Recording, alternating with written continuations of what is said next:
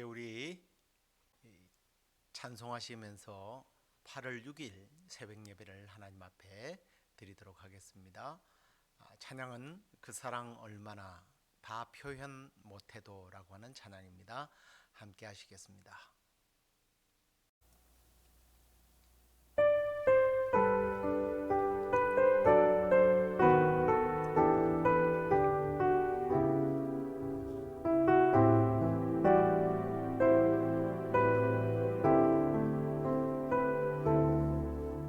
다 표현 못해도 나 표현하리라. 다 고백 못해도 나 고백하리라. 다 할 수 없어도 나 알아가리라. 다 닮지 못해도 나 닮아가리라. 표현 못해도 나 표현하리라. 나 고백 못해도 나 고백하리라. 다 할 수 없어도 나 알아가리라.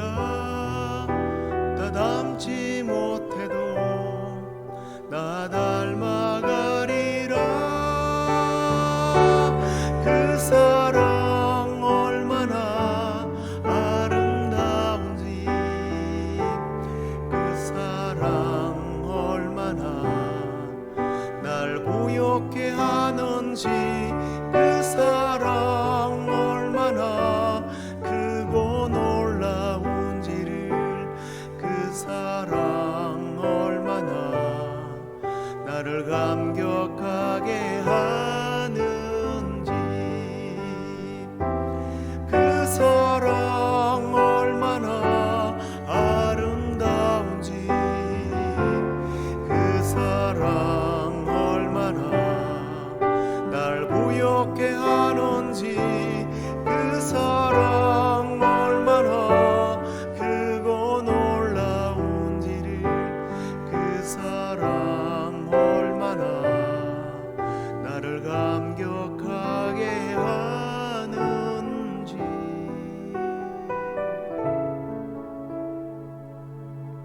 그 사랑 얼마나 나를 감격하게 하는지.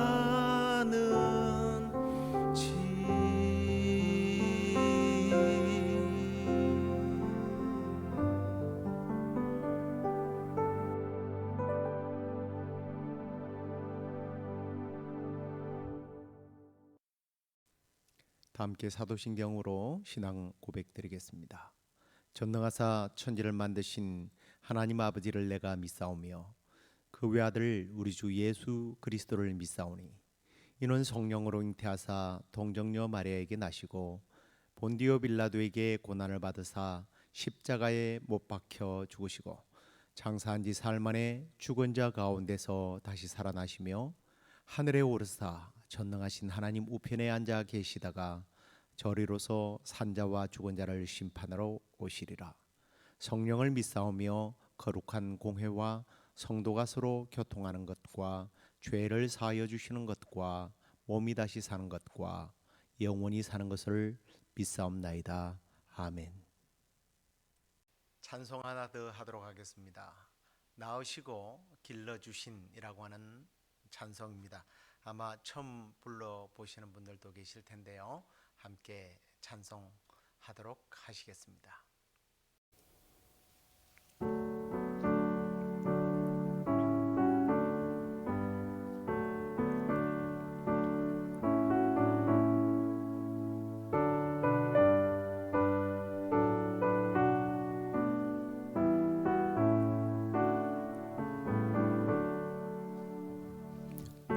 나으시고 길러주신 어버이의 큰 사랑, 바다보다 넓으시고 산보다도 높은 사랑, 하나님을 경외하신 어버이의 크신 사랑, 내게 주신 크신 은혜, 하나님을 찬양하세. 주님 은혜 감사하며 영광 찬양 할렐루야. 힘들거나 외로울 때 기도하신 어버이, 즐거운 일 함께 웃고 기뻐하신 그 얼굴이 긴 시간 흘렀으나 마음속에 남았구나. 내게 주신 크신 은혜, 하나님을 찬양하세. 주님 은혜 감사하며 영광 찬양 할렐루야.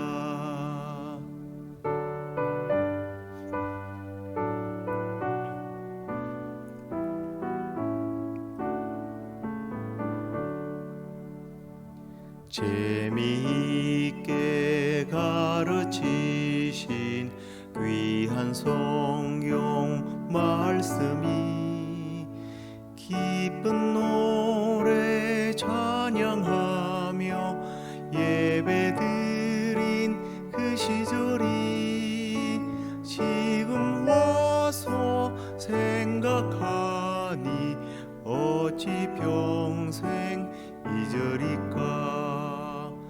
내게 주신 크신 은혜, 하나님을 찬양하세.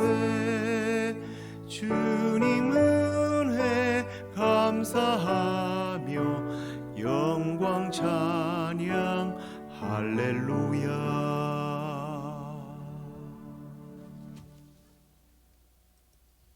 하나님 말씀 함께 보시겠습니다. 출애굽기 20장 12절 말씀입니다.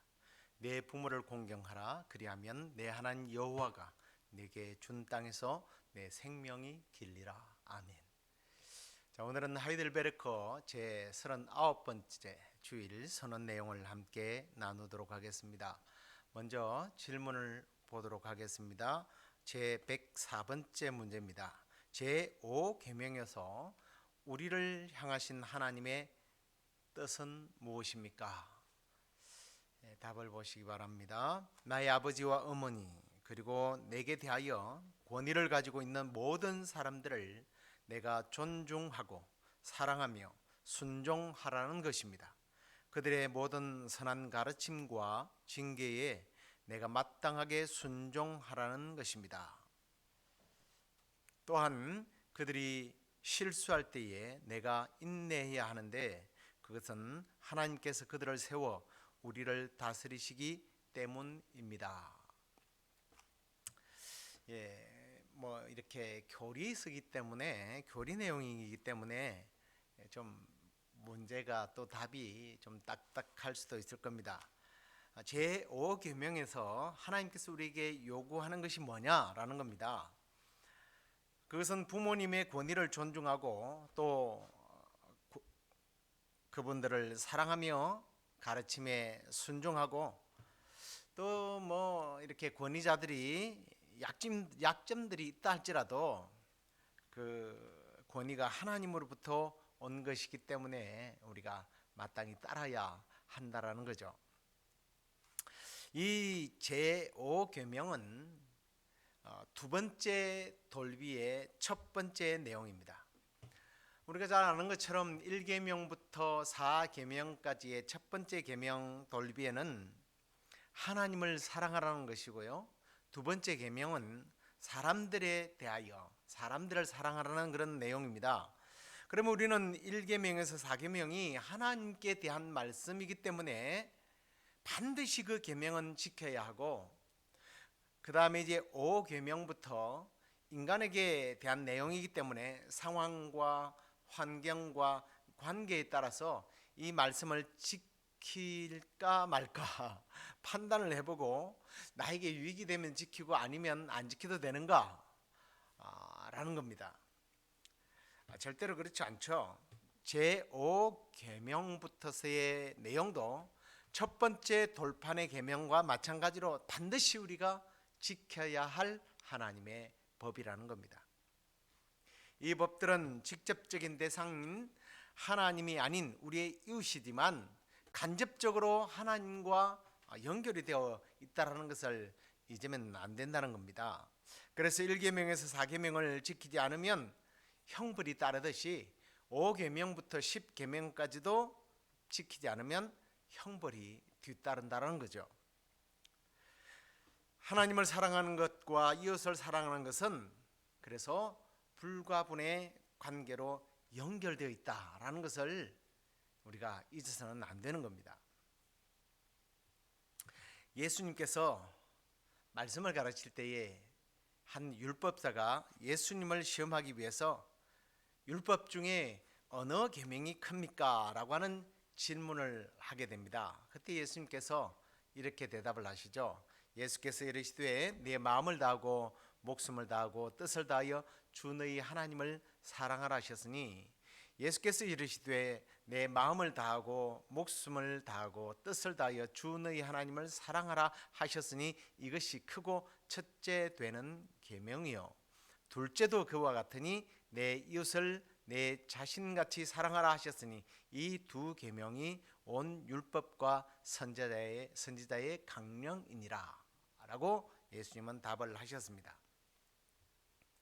예수님께서요 이 말씀 간단하게 말하면 네 마음과 목숨과 뜻을 다해서 하나님을 사랑하는 그 첫째 계명처럼 둘째 계명도 이웃을 향하여 그렇게 하라는 겁니다. 어떻게 해요?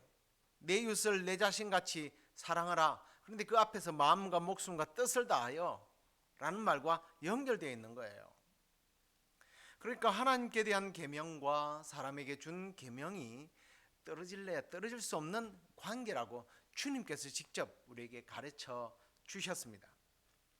그래서 마치 원인과 결과와 같은 것으로서 그중 하나가 없이는 또 다른 하나가 있을 수 없다라고 하는 그런 논리로 이해를 하면 조금 더 쉽겠죠. 그렇기 때문에 하나님께 대한 계명에 순종을 해야 되는 것처럼 우리가 두 번째 계명도 당연히 필수적으로 우리는 순종을 해야 된다고 예수님께서도 이 내용을 가르쳐 주셨습니다. 그래서 이 계명을 주신 목적을 조금 추격을 해서 좀 정리를 해보면요, 이 계명을 순종함으로 하나님 자신이 영광을 받으시고 또한 그를 향한 우리의 사랑이 하나님 때문에 이웃을 향한 사랑이 드러나도록 하기 위해서 예수님께서는 이 계명을 주셨다는 겁니다. 하나님께서 주신 것을 다시 가르치신 것이요. 그리고 하나님께서 주신 계명을 우리가 지킴을 통해서 하나님께는 찬양과 영광이 되고 하나님이 찬양과 영광을 받으실 것 아닙니까? 또 한편으로는 우리가 이 계명을 지킴을 통해서 하나님께서 만드시고 다스리시는 이 인간 사회를 보존하도록 하시기 위해서 하나님께서는 이 법을 주셨고 예수님께서는 그 법을 실천하라고 우리에게 또다시 가르쳐 주신 것입니다. 자, 그러면 이 두 번째 돌비에 있는 이 이웃 사랑에 관련된 첫 번째 계명, 부모를 공경하라, 이걸 어떤 말인지 조금 더 구체적으로 한번 살펴보도록 하겠습니다. 이 부모를 공경하라는 계명은 첫째를 차지하는 이유가 있는 것 같아요. 그것은 바로 다른 계명들의 기초와 원인이 바로 부모 공경으로부터 시작되기 때문이라는 겁니다. 하나님께서는 부모를 공경하는 법을 지키게 될 때에 무엇보다도 우리에게 복을 주시기를 원하셔서 복받는 비결로 이 법을 주셨다는 거죠. 그러니까 우리에게 유익이 되도록 하시기 위해서 이 법을 주셨다는 겁니다. 그래서 말씀해 보니까 내게 준 땅에서 내 생명이 길게 될 것이다 라는 복을 주신다고 하셨어요. 근데 이 복이 우리가 그냥 생명이 길리라, 부모님께 공경을 하면 오래 사는구나 라는 그 약속인가요? 그렇지 않습니다. 여기 보니까 내게 준 땅에서 잘 된다는, 장수한다는 말씀을, 생명이 길다는 말씀을 하셨거든요. 이 내게 준 땅이라고 하는 것은 하나님께서 이스라엘 백성에게 주리라고 아브라함 때부터서 약속하신 언약의 땅, 가나안 땅을 말씀하는 겁니다. 그러니까 그 가나안 땅에 들어가서 누릴 복을 말씀하고 있는 거예요. 그 땅의 기업을 계속적으로 받아 누리는 복, 그 복을 받는다는 겁니다. 근데 제가 이제 이 법이 다른 법보다 좀 선행되는 법이라고 말씀을 드렸는데요. 이 법을 묵상하면 묵상할수록 정말 그렇구나라고 하는 생각을 갖게 만들어요. 여러분 생각해 보십시오. 내게 준 땅에서 잘 되고 장수한다고 그랬잖아요. 여러분 이 땅에서 부자가 되고 그 부자가 된 것들을 잘 누리는 사람이 살인을 하겠습니까? 간음을 하겠어요? 도둑질할 필요가 있을까요? 이웃에 대하여 거짓 증거를 할 필요가 있겠습니까? 십계명 내 이웃의 것을 탐내지 말라고 그랬는데 아니 자기가 부자인데 남의 것을 왜 탐내요? 복을 누리지 못하니까 남의 것을 빼앗으려고 하는 거예요. 부모를 공경하고 땅에서 잘 되니까 악인들이 살아야 하는 그런 삶의 방법과 전혀 다른 삶을 살아가는 거예요. 부모를 공경하지 않아서 하나님께서 주시는 복을 받지 못하니까 자꾸만 남의 것을 엿보게 되는 거예요. 살인하게 되고요, 간음하게 되고, 도둑질과 이웃에 대해 거짓 증거. 여러분 그런 삶을 살기를 원하지 않는다면 간단해요. 부모를 공경하면 되는 거예요. 그러면 하나님께서 영광을 받으시고 하나님께서 풍성한 복을 주시는 그런 은혜를 누리게 된다는 것입니다. 부모를 공경해서 이런 복을 누리기를 주의 이름으로 축원합니다. 그리고 이 계명은요, 부모만이 아니라 우리의 위에 있는 권위자들에게 대하여 또한 공경할 것을, 존경할 것을 요구하는 그런 법이기도 합니다. 한편으로 부모들이나 위에 있는 사람들은 그러면 무조건 자녀들이나 아래 사람들을 순종하고 공경을 해야 하기 때문에 그 특권을 누리기만 하면 됩니까? 이 말씀을 잘 묵상해 보면 위에 있는 사람이나 아래에 있는 사람이나, 다시 말해서 부모나 다스리는 사람이나 다스림을 받는 사람 혹은 자녀들이나 서로에게 감당해야 될 의무가 있다라는 것을 말씀하고 있는 거예요. 부모들을 공경하라고 명령하실 때는 동시에 부모들이 공경을 받기에 합당하도록 그들의 의무, 임무를 다해야 된다라는 거예요. 권위자들도 마찬가지입니다. 아래 사람들에게 존경을 받을 만한 은행을 해야 된다는 거죠. 그래서 사도 바울은요, 에베소에 있는 성도들에게 그 마지막 6장에 가서 정확하게 성령의 감동을 받아서 그들에게 이렇게 말씀을 하고 있는 것을 봅니다. 한번 확인해 볼까요? 내 아버지와 어머니를 공경하라. 이것은 약속 있는 첫 계명이니 이로써 내가 잘되고 땅에서 장수하리라. 또 아비들아, 너희 자녀를 노엽게 하지 말고 오직 주의 교훈과 훈계로 양육하라. 부모가 자녀에게 공경을 받기 위하여 자녀들이 분노케 하는 말이나 행동을 해서는 안 된다는 거죠. 부모가 자녀들에게 분에 넘치는 엄격한 훈련이나 비합리적인 그런 요구를 통해서 자기에게 준 권위를 남용해서는 안 된다는 얘기예요. 어떤 분은 이런 해석을 잘못된 해석이라고 말하는 분이 있더라고요.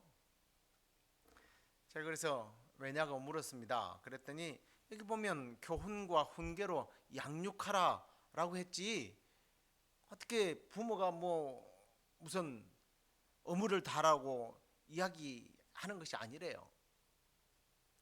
그래서 제가 그분에게 그랬습니다. 말씀을 잘못 이해하는 것 같습니다. 성경은 주님의 교훈과 훈계로 양육하라라고 말씀하셨습니다 라고 제가 가르친 적이 있습니다. 여러분, 주의 교훈이 뭡니까? 예수님께서 두 번째 계명을 주시면서 주신 바로 그 교훈이죠. 뭐예요? 내 이웃을 내 몸처럼 사랑해야 된다. 사랑하는 마음, 누구를 그 사랑하려면 자기를 사랑하는 것처럼 사랑하라는 거예요. 사랑하는 자녀들에게, 또 아래 사람들에게 그렇게 사랑하게 되면 자기 몸처럼 사랑하는데 어찌 자녀들이 또 아래 사람들이 공경하지 않겠습니까? 그래서 자녀들이 땅에서 잘 되고 장수하게 되면 사회가 어떻게 되겠어요? 바로 6계명부터 나오는 계명들을 잘 지킬 수밖에 없는 거예요.